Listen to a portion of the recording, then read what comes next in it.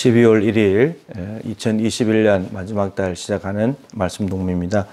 요한계시록 10장 1절부터 11절 말씀인데 심판 중에 구원하시는 하나님입니다.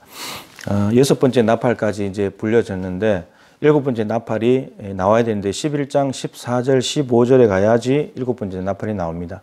지금 10장부터 이제 11장 14절까지는 중간에 들어간 사파, 막간의 이야기인데 이 이야기의 기능은 뭔가 이유가 있겠죠. 그죠? 오늘 7절에 보시면은 일곱째 천사가 소리 내는 날 그의 나팔을 불려고 할 때에 하나님이 그의 종 선지자들에게 전하신 복음과 같이 하나님의 그 비밀이 이루어지리라 하더라. 이렇게 되어 있습니다. 이제 이 일곱 번째 나팔을 불게 되면은 일곱 대접 재앙이 쏟아지게 됩니다.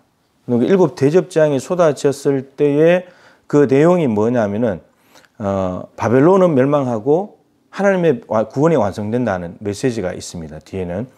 근데 바벨론이라는 나라는 없죠. 구약의 도시잖아요. 근데 바벨론 로마를 상징합니다. 그래서 로마는 멸망할 것이고 백성은 구원받는다. 그러니까 이게 지금까지 일곱 인 그리고 일곱 나팔 중에서 첫 번째부터 여섯 번째 엄청난 재앙이 쏟아졌잖아요. 그럼 그 재앙이 쏟아졌는데 하나님의 백성은 어떻게 돼? 이렇게 된 겁니다. 그랬을 때의 메시지가 뭐냐면 로마는 망하고 하나님의 백성은 구원받는다. 하나님의 백성을 위로하고 격려하는 그러한 내용의 메시지가 사파로 여기에 들어와 있다는 겁니다. 그러니까 엄청난 심판 중에도 구원하신 하나님, 진노 중에도 긍휼을 베푸신 하나님, 세상을 심판하지만 교회는 구원하시는 이 메시지가 주 메시지입니다.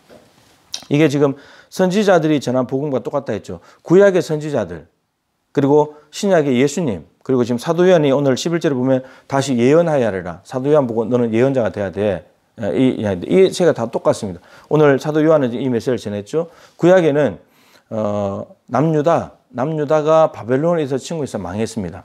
그런데 망했는데 문제는 남유다는 망했는데 그래서 왕좌가 비었습니다. 하나님께서는 다윗 뒤로 왕을 계속 이어주신다 했는데 그런데 열왕기 하 25장이 이제 남유다까지 망하고 난 뒤에 그럼 끝나야 되는데 맨 끝에 붙어있는 이야기가 있습니다. 그게 뭐냐면 시드기야 임금 때 남유다가 3차 공격을 받아서 망했는데 그 앞에 왕 여호야긴 임금이 2차 포로로 바벨론에 잡혀갔는데 근데 거기에서 에윌므로닥 바벨론 왕 중에 느부갓네살 뒤에 일어난 에윌므로닥 임금이 즉위할 때 왕이 될 때 특사로 풀려나게 됩니다. 그래가지고 여호야긴의 고개를 들게 하고 죄수의 의복을 벗기고 그리고 바벨론이 잡아온 많은 왕들이 거기서 감옥 생활을 하고 있었는데 모든 다른 나라에서 잡아온 왕들보다도 제일 높이 올려버립니다. 에윌므로닥이 여호야긴 높이 올리고 왕복을 입히고 왕과 함께 밥을 먹게 만듭니다. 이걸 왜 적어놨냐면 남유다가 다 망했지만 여호야긴 임금이 그렇게 다시 죄수에서 벗어나서 왕복을 입고 살아간다는 것은 왕인데 비록 포로로 잡혀간 왕이지만 근데 그 왕이라는 신분을 보여주는 이유가 뭐냐면 남유다는 망한 것이 아니고 다시 포로에서 귀환하게 된다는 메시지, 희망의 메시지를 주기 위해서 거기 갖다 적어 놓은 겁니다. 그러니까 심판 중에도 하나님께서는 긍휼을 베푸시는 거죠. 그래서 예레미야 애가 3장 22절에 여호와의 인자와 긍휼이 무궁하심으로 우리가 진멸되지 않았습니다. 하나님의 인자와 긍휼이 무궁했기 때문에 만약 그것이 없었다면 하나님이 이스라엘 백성들을 사랑하시고 긍휼히 여기는 마음이 없었다면 예루살렘도 완전히 완전히 망해버렸다는 겁니다. 그런데 진멸되지 않은 이유, 여호야긴 임금이 살아있는 저 이유, 포로로 와 있지만 포로민으로서 살아가는 이유, 하나님께서 인자와 긍휼을 베푸셨기 때문에 그리고 포로에서 돌아오기 때문입니다. 이게 여러분 메시지예요. 자, 근데 예수님 당시에 예수님 때도 예루살렘 이렇게 말씀하셨죠. 예루살렘이 예수님 메시아를 거부하고 말씀 듣지 않는 것 때문에 눈물을 흘리실 만큼 안타까워했는데 결국 70년, 주후 70년 로마 군대가 와서 예루살렘을 멸망시킵니다. 이제 그 예수님의 종말에 대한 말씀이 마가복음 13장에 나오는데 1차적으로는 로마 군대가 쳐들어오는 것인데 궁극적으로는 이제 마지막 종말의 때가 되겠죠. 근데 그게 뭐라고 되어 있냐면 엄청난 환란의 날이 온다는 겁니다. 로마가 와서 짓밟는 날인데 돌 하나도 돌 위에 남지 않고 돌이 두 개가 이렇게 안 되고 돌 하나도 돌 위에 남지 않는 1층짜리 돌로 쫙 깔려버린다는 겁니다. 그만큼 철저한 심판이라는 거죠. 철저한 심판. 근데 그 심판 중에 이렇게 말한다. 만일 주께서 그 날들을 감하지 아니하셨다면 그 환란의 날을 축소시키지 않았다면 감소시키지 않았더라면 모든 육체가 구원을 얻지 못한다. 근데 이 말은 그 날들을 환란의 날을 감소시켰다는 말이죠. 왜냐? 자기가 택하신 자들을 위하여.